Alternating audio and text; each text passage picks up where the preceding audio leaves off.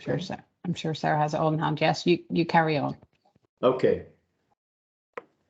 Can you see it? Yeah, but we're not in presentation mode, Andrea, so you just need to, we can see 2 slides on the screen. I didn't catch it, sorry.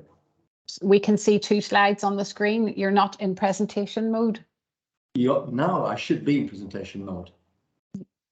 Okay, well we can't, we can see your introductory slide about yourself and Gianluca. Yeah, I can see 2 slides on my screen. Yeah. Yes, right. Try now and go into presentation. That's still doing the same thing. Is it correct now? No. No. No. It is the presenter preview mode. Is it Right. You must switch Okay. to the full presentation. I think Now try it is fine. Try now. Okay. Okay. So I'm sorry. That's all right. It's okay. No problem. You're off. Okay, so let's start. This first slide is just to repeat and to leave you something written about ourselves. But John already introduced us perfectly, so there is no need to read it again. We talk about insulated rail joints, or generally speaking, rail joints. Especially the insulated joint has something to do with track circuits, and it is internationally known with the name insulated rail joint, but I know that in the British practice it is known as insulated block joint. So from now on I will use the IBJ acronym. Of course, track circuits are an important component of signaling because standard joints have been replaced by continuously welded rail in many countries. That's not true everywhere. There are still some countries in the world where the classical conventional jointed track is still in service. Let's say that track circuits are nevertheless still an important component of train protection systems throughout the world. And this means that IBJs will be a component that's probably destined to remain in use for several years to come.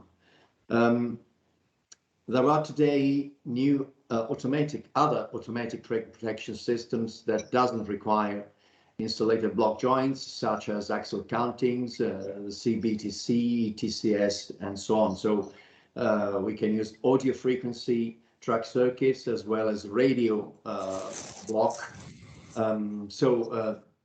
For sure in the future there will be a much lower need of IBJs, but nevertheless I think that they will remain an important component of the tracks for several years again.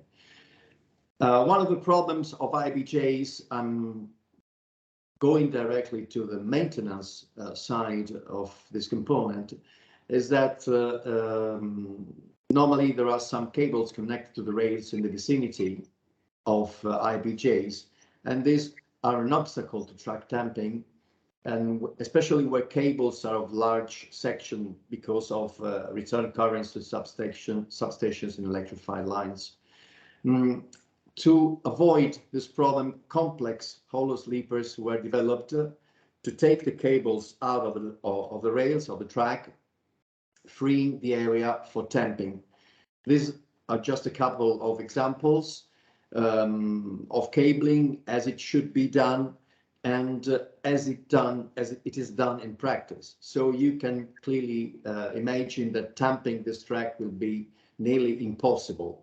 And it is impossible, especially in a place that could require more frequent tamping than anywhere else because of the degradation of the ballast given by the joint. But we'll talk about this in a few minutes.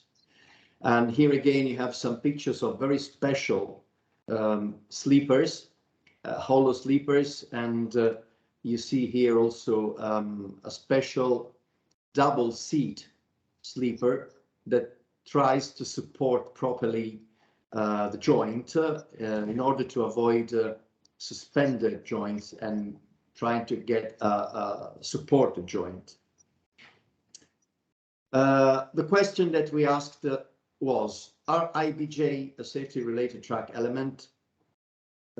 We had in Italy a very, very bad accident 4.5 years ago near Milan in the north of Italy, where a regional train derailed at 140 kilometers an hour and generating 3 fatalities, unfortunately, and over 70 people were injured. This means that an investigation was immediately started and a broken IBJ was immediately identified as a technical root cause. And so it was clear that the reason for the derailment was the one piece of the rail coming out of the joint and ending below one of the wheels of the train. The criminal trial is still in progress, so I cannot give you any more details about the responsibilities of infrastructure manager. That's not a scope of the meeting of today. We can only tell you that this accident had a large echo in the national media. Gianluca and myself were involved as a consultants, the technical consultants for the train operating company. And this accident triggered the idea of trying to solve the problem of insulated block joints. But looking at the existing literature and looking at what happened in the past, there's nothing new. A very, very similar, not to say identical, accident happened in the United Kingdom on the surroundings of London in Heath Green on November the 5th in 1967. Where, as you can see, you can easily locate and download this report from the internet, where a train derailed when the leading pair of wheels of the third coach struck a small wedge-shaped piece of steel that had broken away from the end of a running rail. It is exactly the same dynamics of the accident that we had in Italy 4.5 years ago. Now we have to go a little more in detail about how IBJs work. Looking at the international literature, we always find the same words: shocks, impacts, battering, hammering. This stress gives rise to many problems. The first one, you can see the bottom left picture. We had the so-called railhead crashing due to head hardening. So every time a wheel passes over the joint, there is a shock. And this changes the mechanical properties of the material, of the steel of the rail, leading to hardening and to the brittleness, increasing the brittleness of the material. So there are some parts, some pieces of the top of rail that fly away, giving rise to shelling and other phenomena. Another thing is that we often see, unfortunately, it is a defect called 135 from the UIC Code of Rail Defects, that is called also star cracks. Star cracks nucleate and propagate at 45 degrees from the vertical axis of the rail and on the maximum shear planes. And to try to prevent, especially the nucleation of this defect, a technique called cold bolt expansion, CBX for short, was implemented in the United Kingdom. I know that it is in use since several decades, but for example, it has never been used in Italy. And also hole chamfering is important. So machining of the bores where the fish bolts are located is extremely important to prevent the nucleation and the propagation of star cracks. Nevertheless, there are many rails with holes. In the bottom center photograph, you see a track in service on the main line where you see 2 holes that are the holes drilled in the rail web to download them from the freight wagons that are used to carry them to the workplace. And this kind of holes never fail, and they are not cold bolt expanded. That means that the typical star crack failures happen because of the shocks, mostly, not to say always. Another problem is rail lipping. That's the bottom right photograph. because the plasticity of a rail is such that the gap between the two rails, where the end post and the nylon slice is located, tends to reduce over time. And at the end, the rail lipping is such that there is a loss of insulation of a joint, and this gives a problem with the track circuit. So the track seems to be occupied by a train while there are no trains over there. So the fail-safe philosophy works, but it's anyway a disruption to the service, because someone has to go there, grind away the lips, and try to restore the insulation between the two rail ends. But there is no remedy to this problem. Another problem of the conventional IBJ design is the check of rail integrity.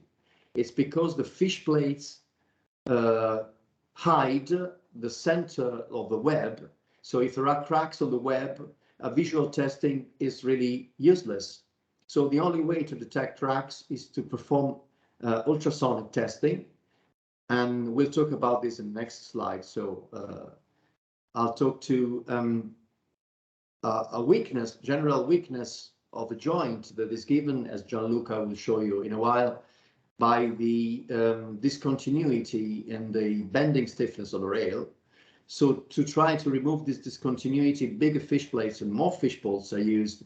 We have seen joints with 4, 6, and even 8 bolts, trying to make the whole thing better jointed and try to remove the impacts in the end post area.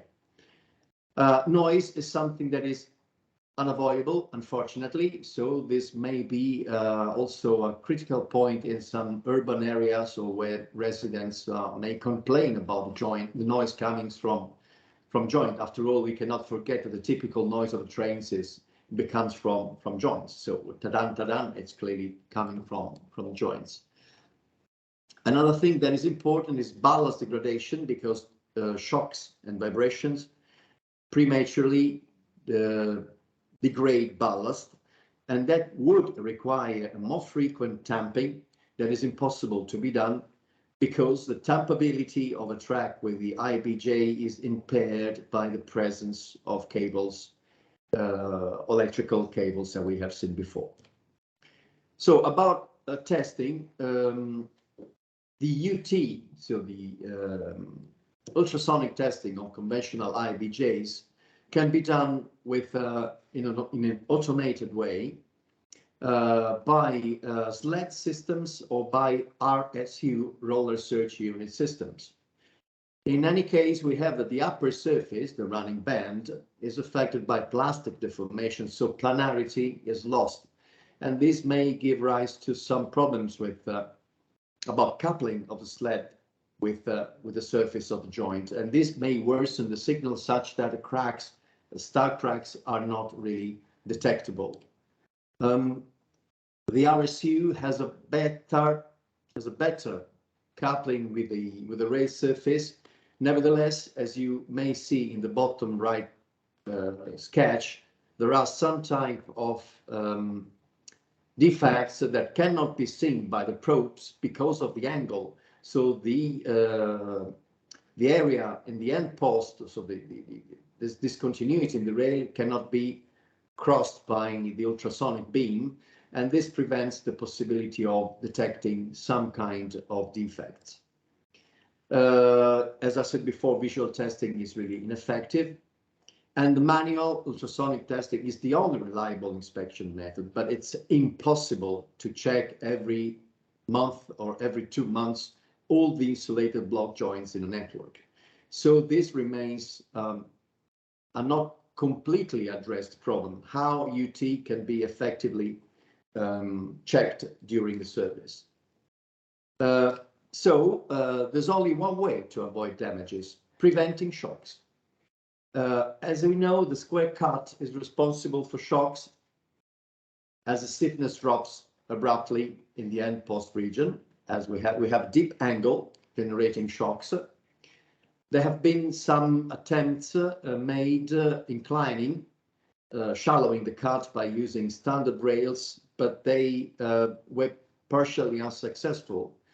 One of this kind, one of these IBJs is available on the market, but unfortunately, if we look at the contact patch area and the length of contact between the wheel and the rail is not affected so sufficiently by the inclined cut.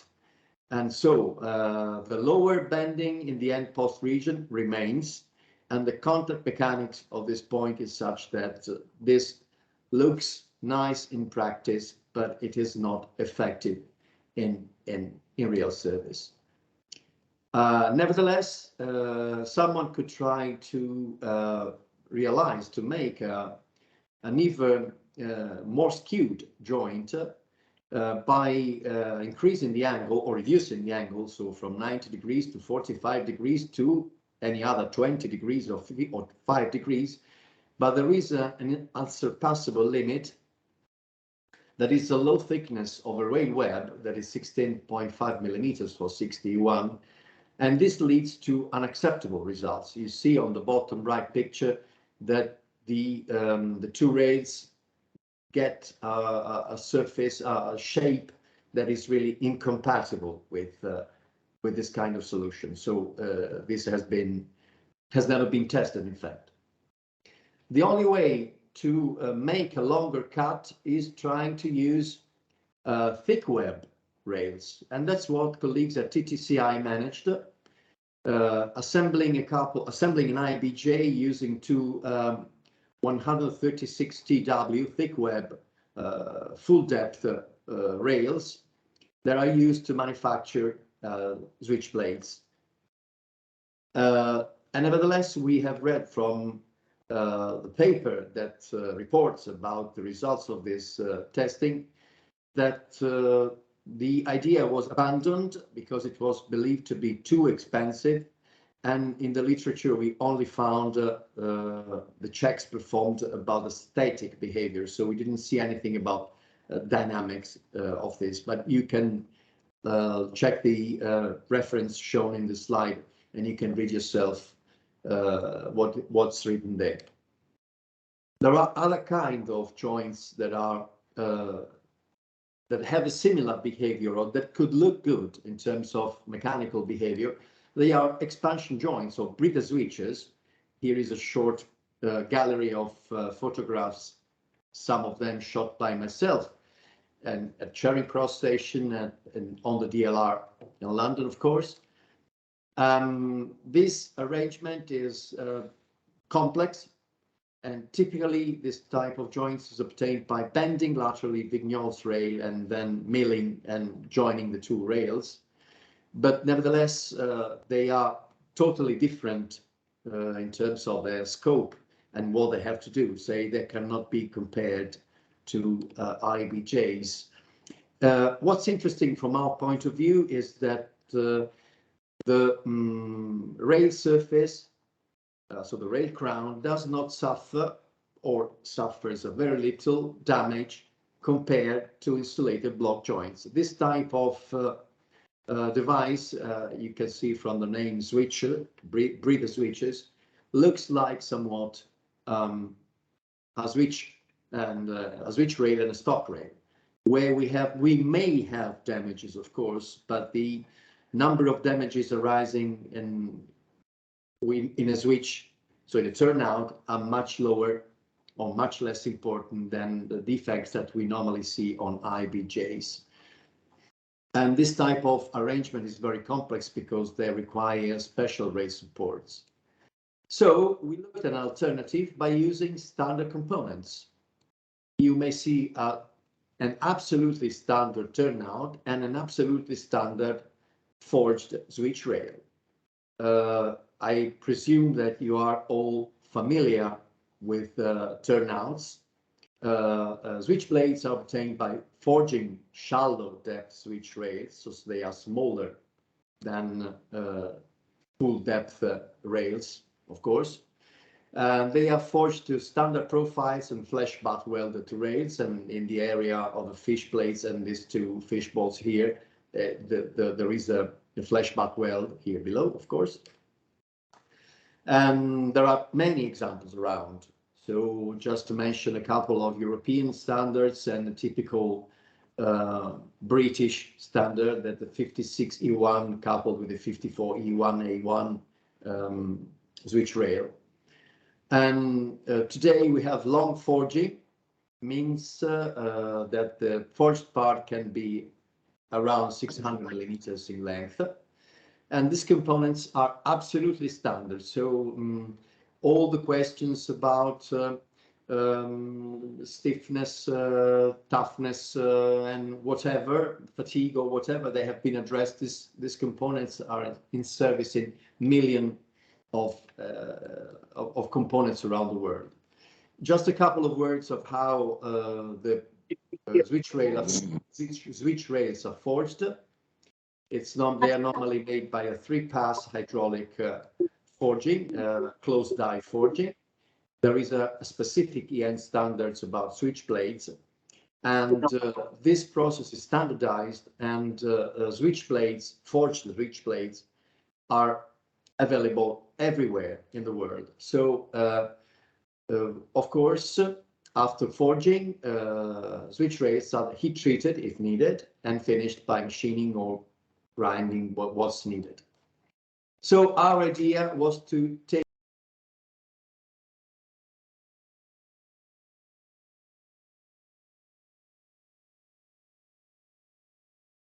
You're muted. Sorry, We cannot Andrea, hear something's anything. happened to the sound. You've gone on mute, Andrea.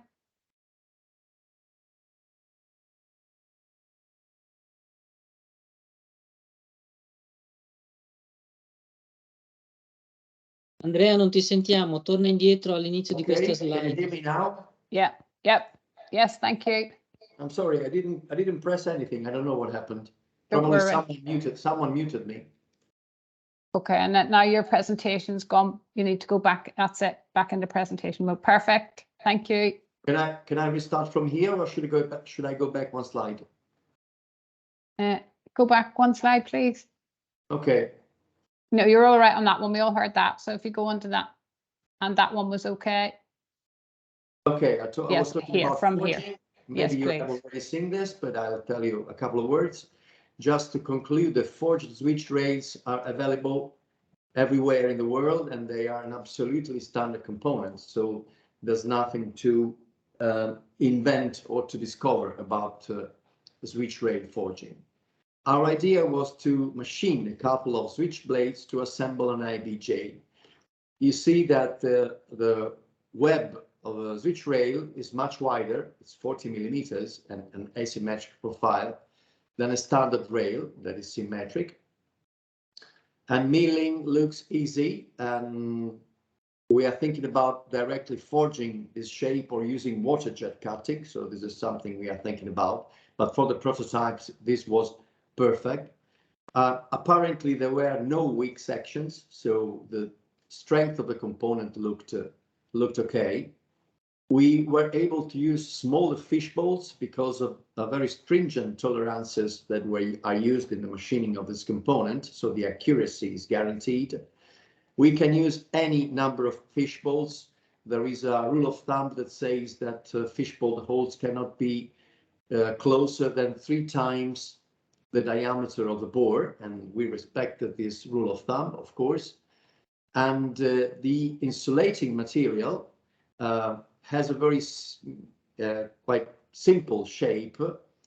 We use fiberglass as an end post. It's not exactly an end post, it's an insulating sheet, not nylon, because we needed to get some very high mechanical properties of the insulating sheet. So the second idea was to use a base plate, or we called it a joint cover, under the joint. The idea of using the joint cover comes from the practice of civil engineering. Whenever you join 2 beams subjected to bending, you use a joint cover on the top and on the bottom. Clearly, we cannot use any base plate on top, but we use a base plate on the bottom.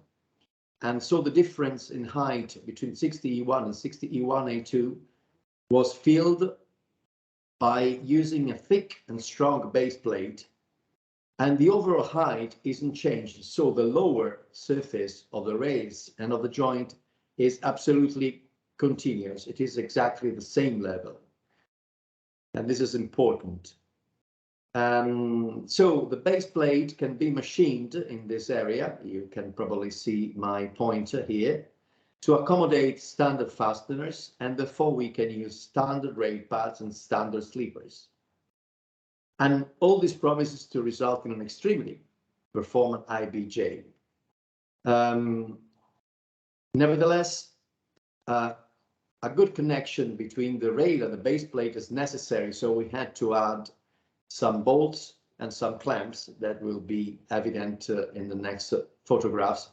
This is a drawing and an excerpt from the patent request that we filed in April, and you can appreciate all the details that I have told you before.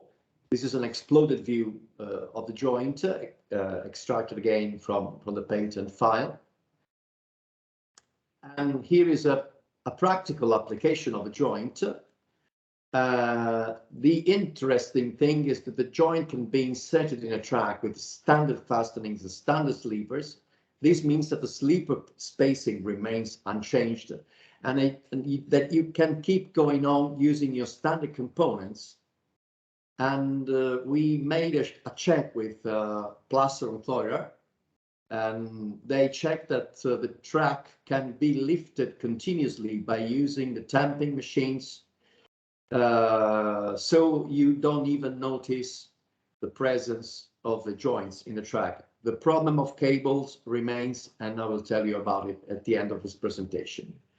So I would like to leave the microphone to Gianluca so he can tell us everything about the calculation of the joint. Thank you. Hello to everyone. I tried to give you a few words about the calculation for the validation of the design that we have made, and we started from a finite element analysis to verify the structural behavior of the joint. The complex arrangement of the joint of an hybrid joint, glued and bolted joint, required a very detailed model. So we started with a two-step analysis with solid elements. The first step is the application of bolt preload, and then the application of the external load. These loads are needed to replicate the testing conditions that are required for the homologation of the joint. So we have made the two kinds of tests, the tensile load and the bending load. The first one is a static test to verify the resistance of a joint to thermal load, and then the bending load is for fatigue purpose. So the bending load is repeated, as we are going to see later. The model includes the full properties of the materials, including the fiberglass layers and the proper contact between the fiberglass and the steel to simulate the glued surfaces. We also checked the glue strengths based on the shear and the peel stresses on these surfaces. Here you can find some properties that we use to model the fiberglass and to verify the glue behavior. The tensile test is here described. A load of 1 meganewton is applied according to Italian standard or RFI that we found more conservative with respect to RS standard. And here we can see some map of the deformation that we found compatible with what we expected. And we have also done some verification of the stresses on the rails and the fiberglass respecting to the yield stress of these kind of components, and also the shear stress on the bonded surfaces respected the limit that we've shown before. The bending test is here described. The bending load is shifted from 30 to 300 kilonewtons with a stress ratio of 0.1 for 2 million cycles. In this kind of load condition, the base plate here is the most stressed. So for this kind of component, we have used the properties described, the material properties about fatigue, describing the DBS 1612. Obviously, this is a representation of the main MKJ diagram, but we have applied also some correction for the kind of surfaces and for the thickness of the base plate that is different from the usual for welding procedures. In this case, we have verified the stresses and the shear stresses on the glued, verifying that all is below the limits that we have seen before. The more interesting is the part about the dynamics verification of this kind of joint with in-service load and in-service condition. The results were presented at the Contact Mechanics Conference that was held in Melbourne this September. And for this kind of simulation, we use a different model, a simplified model about, for example, the ball pretension and the material properties. But we used a longer model to simulate a greater section of rail and to have a finer mesh in the wheel rail contact to properly simulate that. Before the dynamic simulation, we have done a comparison of this model in static condition between the conventional insulated rail joints and the new proposal. Here you can see the deformation under the load of 200 kilonewtons centered in the mid-plane. The global deformation is nearly the same because of the elastic foundation that we have put in the model. But the main thing is that the difference that the joint cover gives more uniform stiffness to the joint respect to a standard joint. And therefore, the deep angle irregularity is eliminated. This feature is very important for the dynamic simulation that we have performed later. Thinking to move this load from the center to the external part of the joint, we can see the diagram of the equivalent stress, and we can see how the joint cover is very low stressed respect to the standard fish plate. That is the only part of the insulated rail joint that support the bending load when the load is centered. The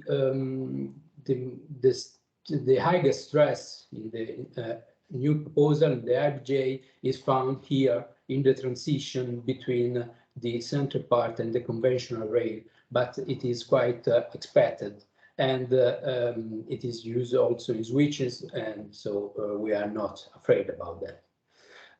From the dynamic point of view, we have looked at the global deformation and forces when a wheel load of 100 kilonewtons with a moving speed of 100 kilometers per hour.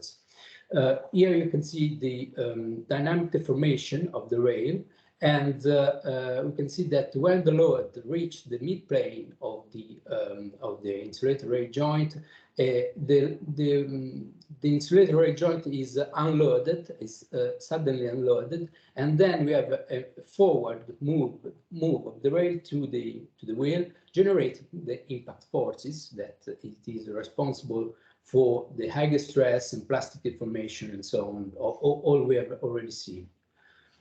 And how can we describe that?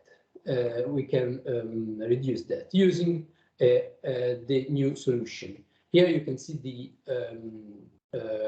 the schematic representation of the transition that is for the IBJ with a contact patch of 100 kilonewtons per wheel. And in the case the wheel contact is centered to the rail, so is perfectly centered. And the total transition from one rail to another is about 200 millimeters. This feature, together with the greater stiffness and the more uniform stiffness given by the joint, gives the fantastic properties to eliminate the impact forces during this transition. And so we can have a smooth transition between one rail to another. We have done also a different case in which the contact point is shifted laterally, but the transition is lower, about 60 millimeters. But also in this case, we have found that the impact force is strongly reduced. So I give back the word to final conclusion. Thank you. Okay, so a rush through some photographs. So we managed to manufacture a couple of prototypes as some spare switch blades were available, and they were easily machined by a conventional 3-axis milling machine, and the joint cover was obtained by simple operations. And we checked the assembly to see that everything was correct, checking also the insulation and the resistance and electrical rigidity of the assembled joint. So we called it an in-wide assembly procedure. And these checks were all positive, so they were all passed without any problems, and the assembly time was in the order of 20 minutes. That is compatible with the glue polymerization time that is in the order between 25 and 30 minutes, depending on the temperature, of course. And so the prototype was mounted. You see some pictures here of preparing, cleaning, and spreading the glue on the surfaces with the brush, of course. And the sequence was confirmed, straightforward. Everything went smoothly. It took 28 minutes because it was assembled by people that are not particularly skilled. You see myself on the left here on this picture. And hack bolts were installed with a specific sequence, and all the bolts were tightened with the prescribed torque. So everything was okay. But for the mounting time, that can be reduced by using only properly trained personnel. Then the joint was stored for the requested time to get the full polymerization of the glue.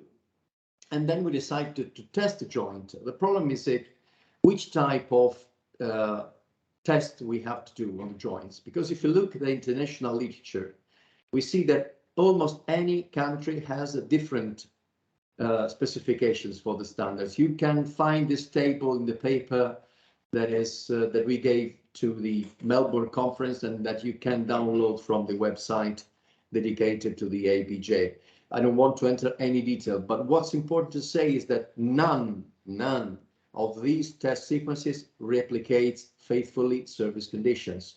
You cannot replicate with a static or even a dynamic, a low frequency fatigue test what happens when you get shocks in real life. So the prototype was tested by giving a pull apart force of 1450 kilonewton. That's the one requested by the new EN standard, so insulated block joints. And we are on the way to start the fatigue tests, but we think we are very confident that we will have no problems for fatigue, because as Gianluca has seen, we have a safety factor of more than 2 about the fatigue of the components. So we have no issues or worries about the fact that the fatigue test will be passed. About the further developments, this is a test. This is a couple of profiles that we have tested. This is the next version, so it is a more spread, more used about throughout Europe, 60E1A1 and the 60E1 profiles. The first one was typically used only in Italy. But we have already designed a version for the BS 113 or 113, I don't know how you pronounce this number. The design is ready, and we can, of course, we have already done also the drawings for Australia, for the application in Australia with the 60 kilograms rail and the D9 profile that's exactly the same as the 60E1A1. What's important to say is that any other profile can be easily done by using CAD/CAM softwares and machining, and with minor changes by changing the diameter of some washers of some thicknesses. This joint can be easily adapted everywhere. And you can see some red dots in these slides because we are thinking about using hot bolts to bring the current out of the joint. So the next versions will be fully tampable because we are on the verge of eliminating completely the cables from the ballast. Just as a recap, so we use standard components, no problems with the supply chain. We have no shocks anymore, no noise and vibration. All the components work in an absolutely safe way. So we are thinking about having a theoretically infinite life. We don't need any CBX because we have no impacts and we have low stresses in the rails and in the holes as well. The geometry is similar to turnout components, so it should be easier checking the sanity and the integrity of the joint by using ultrasonic testing. It is compatible with standard sleepers and fastenings, so you don't have to change anything in your existing track. And it can be designed for any shallow depth of the switch rail. It is customizable to any situation. And when you have to go install it on the track, you don't have to do anything special. So you simply change it, install it, and use it without any problem. So about the dissemination on IPR and IPR, we patented the joint on last April. We are waiting for the written response from the European Patent Office. Gianluca gave a paper in Melbourne, as you say. It was put on display at the InnoTrans in Berlin last month. And today we have this very nice Lunch and Learn seminar with the Permanent Way Institution. And we also have developed a specific website that we invite you to browse and to navigate to see what's about the last news about this joint. The next steps is that one of the companies that visited the stand in Berlin showed a large interest in the project. So we have a handshaking, a gentleman agreement. So at the moment they will produce 10 further ABJs in the next months to finish the homologation tests and to optimize the manufacturing process. And the first installation is forecasted next February, hopefully, in a sidings track where stress, vibration, and noise measurements will be performed. So we'll have a full comparison of existing joints and the ABJ. And we have also advanced contacts with several countries, including US, Australia, and Germany, as well as Italy, of course. So if you want to buy any of these joints, this is a joke, of course, but please send an email to this address and we'll try to give you all the information that you may need. Thank you very much for your attention. Thank you both, Andrea and Gianluca. That was a very interesting and detailed technical presentation. And I can see that we've got several questions here in the chat. So the first one was from Daniel Pike, which was just a comment. So if we just leave that one about the lipping. So Marco, would you like to manage this section? Yes, please. But okay, you carry on. Can you see before that, I would there? like just to spend a few words about the membership, because I see that during this presentation there are several attendees from Italy who probably don't know what the PWR is and the benefits that the membership can provide. Just really few words. I don't want to waste too much time. The PWR was founded in 1884 as a learned society with a number of objectives. And the first is to promote the advancement of technical training. Though this is the reason why we are having this presentation too.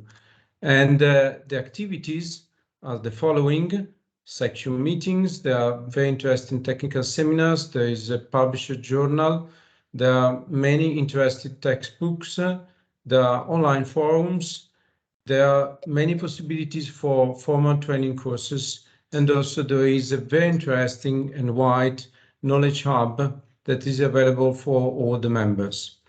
It is important to say that for students, the membership is free. So probably within the attendees, there are some students from the University of, from Andrea's University. So I wish to invite them to become member, because if they wish to learn something more about the infrastructure design, infrastructure maintenance, the track challenges, so this is really beneficial for them. Just let me say just a few words in Italian, because we have many Italian members. I apologize for that. Vi invito tutti i partecipanti italiani a diventare soci di questa associazione, perché se volete imparare un po' di cose importanti riguardo all'armamento, gli scambi, le rotaie, tutto quello che riguarda il binario, sicuramente questa è una grandissima possibilità. I'm sorry for that, but it was very important, I think. Yes, I switch. I just wanted to share some ideas and questions raised during the presentation. Well, we have two comments by Daniel Pike. So the first, Daniel is saying that leaping, Andrea was speaking about leaping in the first slides, is removable and repairable. And Daniel is saying that there is a standard procedure for doing this. And the second comment by Daniel is saying that the usual point of fatigue failure of forged transition rails is in the same location as is the highest stress areas in this design. I don't know whether Andrea or Gianluca would like to give to say something more about this. Otherwise, Yes. About lipping, it's clear. We all have a procedure to eliminate lipping, but having no lipping, I think it's better than removing lipping. So if we have, if the problem disappears, we don't have to fix it. So this is the first comment. The other one is about fatigue of a forged transition, and it's true. Our component is an absolutely standard component. But if we raise the question if switches are dangerous in service, we have to close all the railways around the world. So we have transitions in all the switches in the world, and we sleep very well at night. So I think we could sleep very well at night also with the ABJ that has the same transition that all the switches have. Okay, thank you, Andrea. I would like to add one point that in my opinion is very interesting, something you didn't say, that is that your joint can be installed in cuves too, in very tight cuves, because it can be shaped also to be installed along cuves. Sure, okay. Sure. That's correct, Marco, because we do machining with a CNC machine, so we can program any tool profile, so we can pre-bend the rail, and machining in a curved shape, so we can make even extremely sharp curves. Radius, I don't have any figure, but in principle there is no limit to the lower radius that you can use in a joint like this. So we can design a specific version for any curve you like. Okay, I've got a very important question by Harry Jones. Well, here he is asking, how much is it? So actually, how much does this joint cost compared to the standard IBJ? May I? Oh, sorry. Is that a fair question at this juncture? I'm sorry. I'm sorry, the question is clear. No, I was looking for a specific slide, but I accidentally erased it. So unfortunately, it disappeared from my presentation. I prepared a spare slide just for this question, but I can reply, of course. The cost depends on the level of safety that you want to get. So if you put in service a joint that doesn't require maintenance or that allows to maintain the track properly and doesn't require itself to be checked every 3 months or every 6 months for possible failures, internal failures that you wouldn't see, I think that you can save a lot of money. We tried to make a calculation of what the cost of the accident in Milan was, but beyond the 3 casualties, the 3 fatalities, so the 3 people died, I think we are in excess of 12 million euros, and we could buy ABJs made of gold with all the money that we could have saved by saving those lives and all those things that were destroyed by that.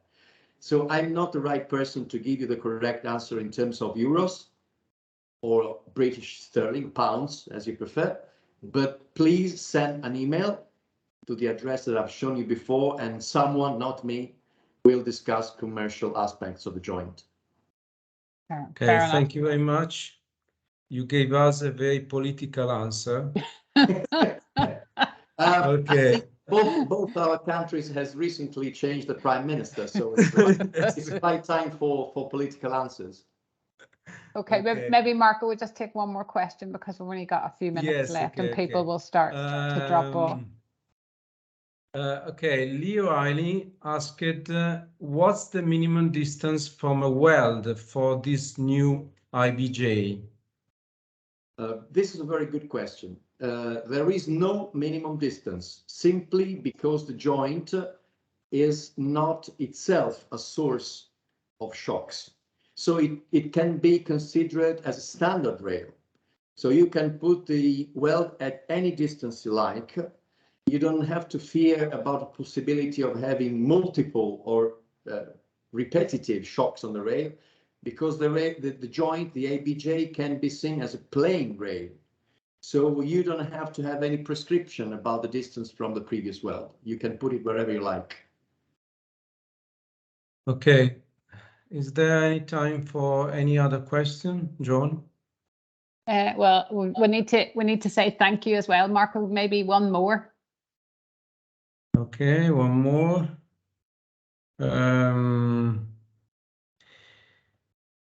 Leo Ali is asking, does this allow for thermal expansion in jointed track?